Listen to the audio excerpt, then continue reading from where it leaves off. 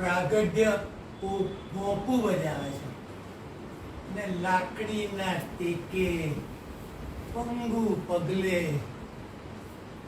હું મોર્નિંગ વોકમાં વસંતની લહેરખી અને પેલી મહેક વસંત આવવાના એના આગમનની ત્યાં તો વસંત આવી બોલી, અંકલ આ શું કરો છો? મેં એની સામે જોયું, કહ્યું જવાની શોધું છું મારી.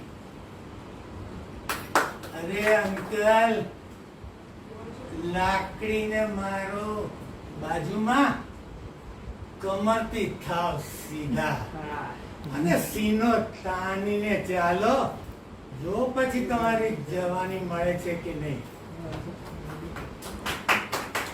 બીજી પ્રભાત અને હું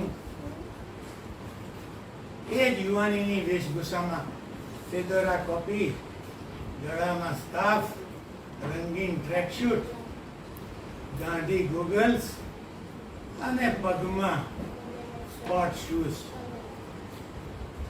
પાછો એ જ જગ્યાએ મોર્નિંગ વોકમાં મહેક આવી. નક્કી વસંત આવતી લાગે. એ આવી, ઊભી રહી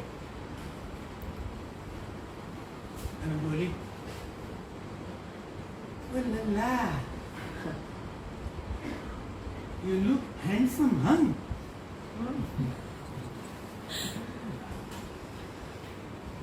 મેં કહ્યું, તું તો જાણે છે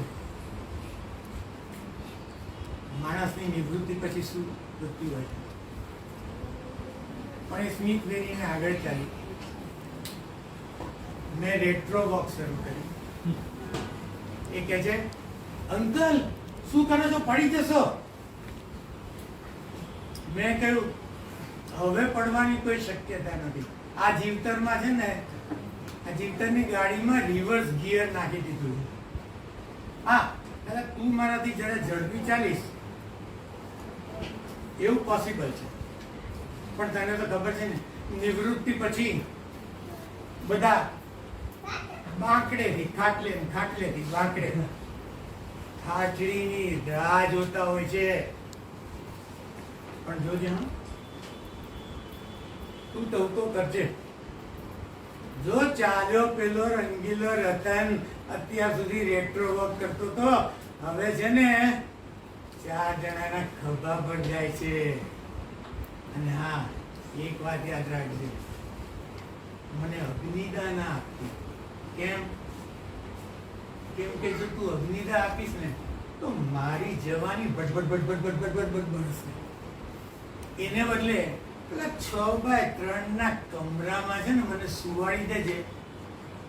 મારી જવાની જોડે હું ચીર નિંદ્રામાં પોડી જઈશ.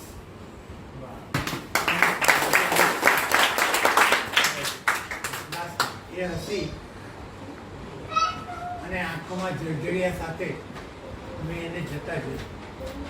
મેં ખભા પરથી પાછળ લીધું અને કહ્યું, આભાર. તે આજે એક વયસ્ક વડીલ ને વરિષ્ઠ નાગરિક મળે છે.